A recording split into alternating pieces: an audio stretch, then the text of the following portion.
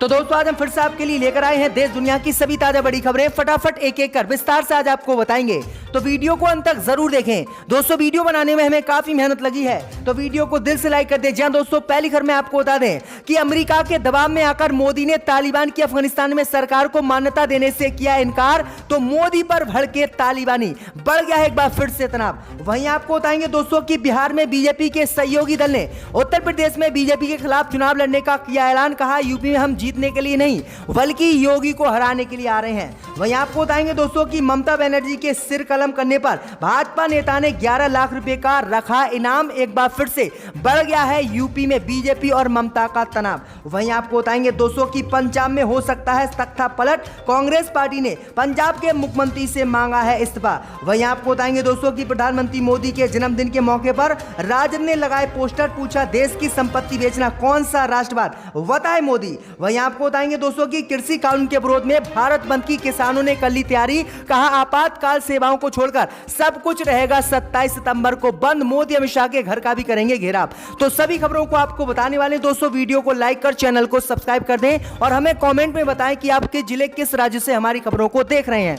इसी बीच पर तो दोस्तों अगली खबर की ओर, तो अमेरिका के दबाव में आकर मोदी ने तालिबान को सरकारी मान्यता देने से किया इनकार, बढ़ गया तनाव।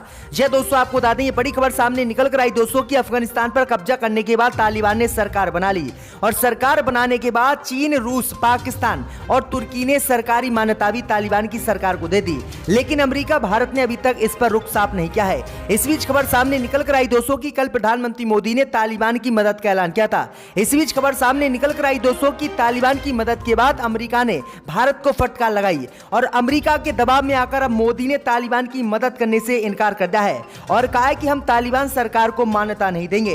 प्रधानमंत्री मोदी ने कहा है कि अगर अमेरिका तालिबान को मान्यता देगा तो हम भी मान्यता देंगे और यूनाइटेड नेशन की केंद्रीय भूमिका के समर्थन में भारत रहेगा। यानी मोदी ने साफ कह दिया है कि अगर अमेरिका मान्यता देगा तो भारत भी अफगानिस्तान में तालिबान सरकार को मान्यता देगा, अगर अमेरिका मान्यता नहीं देगा तो हम भी अफगानिस्तान में तालिबान की सरकार को मान्यता नहीं देंगे। तो किस तरह से मोदी अब अमेरिका के गुलाम बनते जा रहे हैं और जो अमेरिका कह रहा है वही मोदी कर रहे हैं। इसी बीच पर तो दोस्तों अगली खबर की ओर, तो ममता बनर्जी का सिर कलम करने पर 11 लाख रुपए का भाजपा नेता ने रखा इनाम, बढ़ गया तनाव। जी दोस्तों आपको बता दें कि पश्चिम बंगाल की मुख्यमंत्री ममता बनर्जी के सिर कलम करने पर 11 लाख रुपए का इनाम बीजेपी नेता ने रखा है।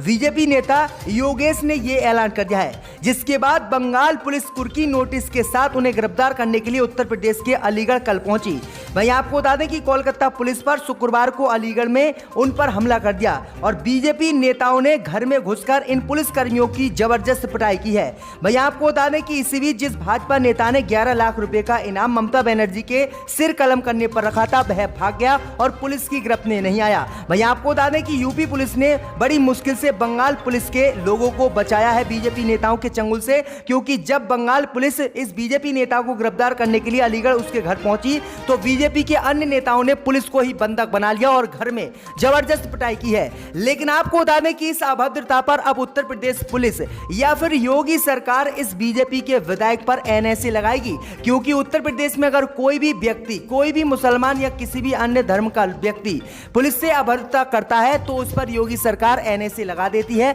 और उसे जेल में 1 साल के लिए डाल देती है। लेकिन अब इस पर देखना है कि योगी सरकार क्या एक्शन ले रही है। बंगाल पुलिस की टीम पर बीजेपी नेताओं ने हमला किया है। आपकी क्या राय इस खबर पे हमें कमेंट में जरूर बताएं। इसी बीच पर तो दोस्तों अगली खबर की ओर, तो पंजाब में कांग्रेस बदल सकती है मुख्यमंत्री, कांग्रेस हाईकमान ने कैप्टन से मांगा इस्तीफा। जी दोस्तों आपको बता दें कि कांग्रेस भी अब बीजेपी की राह पर चल पड़ी है।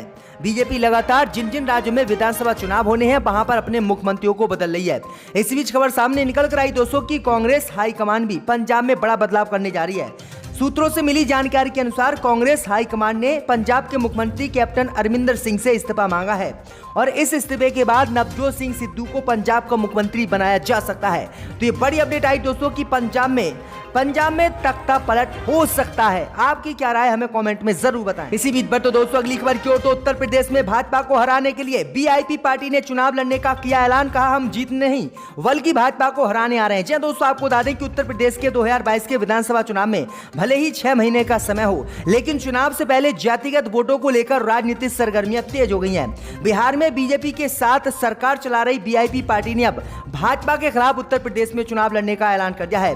उन्होंने कहा है कि हम उत्तर प्रदेश में बीजेपी के खिलाफ चुनाव लड़ेंगे। हम उत्तर प्रदेश में चुनाव जीतने के लिए नहीं, बल्कि बीजेपी को चुनाव हराने के लिए आ रहे हैं। दरअसल आपको बता दें कि बिहार के मंत्री मुकेश सहनी की वीआईपी पार्टी ने उत्तर प्रदेश में 165 विधानसभा सीटों पर अकेले ही चुनाव लड़ने का ऐलान कर दिया है और साफ कह दिया है कि बिहार में हम बीजेपी के साथ जरूर गठबंधन में हैं, लेकिन उत्तर प्रदेश में हम बीजेपी के साथ गठबंधन नहीं करेंगे और उत्तर प्रदेश में बीजेपी को नहीं जीतने देंगे और योगी को हराने के लिए हम उत्तर प्रदेश आ रहे हैं। तो ये बड़ी अपडेट आ रही है, लगातार भाजपा को उसके सहयोगी दल ही झटका दे रहे हैं। इसी बीच बढ़ते दोस्तों अगली खबर की ओर, तो मोदी के जन्मदिन के मौके पर राजद ने लगाए पोस्टर, पूछा देश की संपत्ति बेचना कौन सा राष्ट्रवाद। जी दोस्तों, आपको बता दें कि प्रधानमंत्री नरेंद्र मोदी के जन्मदिन के मौके पर राष्ट्रीय जनता दल ने पटना में कई जगहों पर पोस्टर लगाए।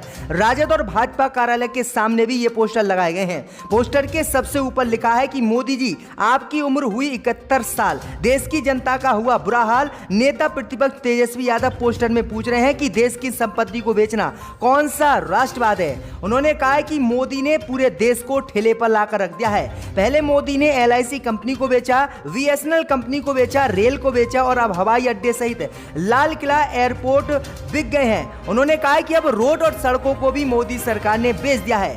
भाई आपको बता दें कि राजद ने कहा है कि देश की संपत्ति को बेचना कौन सा राष्ट्रवाद है, मोदी हमें बताएं। तो ये बड़ी अपडेट आ रही है, जबरदस्त विरोध प्रधानमंत्री मोदी का राजद ने बिहार में किया है। इसी बीच बढ़ते दोस्तों अगली खबर की ओर, तो बॉलीवुड अभिनेता सोनू सूद पर बीजेपी ने लगाया 20 करोड़ से ज्यादा का टैक्स चोरी का आरोप। आयकर विभाग ने जारी किए आंकड़े। जी दोस्तों, आपको बता दें कि भाजपा के खिलाफ किसी अन्य पार्टी से मिलने की सजा आज बॉलीवुड अभिनेता सोनू सूद को बीजेपी ने दे दी है। दरअसल आपको बता दें कि बीते दिनों सोनू सूद केजरीवाल की आम आदमी पार्टी से जुड़े थे और आम आदमी पार्टी में आने के बाद बीजेपी ने उनके घर पर छापेमारी करवा दी। इस बीच खबर सामने निकल कर आई दोस्तों कि बॉलीवुड अभिनेता सोनू सूद के घर पर कल इनकम टैक्स का सर्वे खत्म हो गया, जिसके बाद आज एक बड़ी खबर सामने निकल कर आई दोस्तों कि अभिनेता सोनू सूद 20 करोड़ से ज्यादा की टैक्स चोरी में शामिल हैं और आयकर विभाग ने यह बयान आज जारी कर बताया है। भाई आपको बता दें कि अब लोगों का गुस्सा भाजपा पे काफी भड़क गया है। लोग कह रहे हैं कि सोनू सूद ने अगर 20 करोड़ रुपए से ज्यादा की टैक्स चोरी की है तो इसका खुलासा अभी ही बीजेपी ने क्यों करवाया। जब केजरीवाल से वो मिले उसके बाद ही उनके घर पर क्यों छापे बीजेपी ने आयकर विभाग के पड़वाए। पहले से बीजेपी क्या सो रही थी। उन्होंने कहा कि इस व्यक्ति ने लॉकडाउन में गरीब लोगों की जिंदगी बचाई और सरकार को शर्म आनी चाहिए कि इसने अरबों खरबों रुपये लोगों को लुटा दिए उनके ऊपर। अगर 20 करोड़ रुपए की टैक्स की चोरी कर ली तो क्या बात है, इसमें कौन सा गुनाह इन्होंने कर लिया है। भाई आपको बता दें कि लोग कह रहे हैं कि जो भाजपा के खिलाफ देश में बोलता है उसकी जबान ऐसे ही बंद बीजेपी करवाती है। इसी बीच पर तो दोस्तों अगली खबर की ओर, तो तालिबान की वापसी पर अमेरिका में भड़के लोग जो बाइडेन के आतंकी भेष में लगाए पोस्टर। जी दोस्तों, आपको बता दें कि अफगानिस्तान से अमेरिकी सैनिकों की जबरदस्त हार के बाद तालिबान एक बार फिर से अफगानिस्तान में सत्ता पर काबिज हो गया। अफगानिस्तान में तालिबान की वापसी को लेकर अमेरिका में खासी नाराजगी देखने को मिल रही है। लोग राष्ट्रपति जो बाइडेन के खिलाफ लगातार गुस्सा जाहिर कर रहे हैं।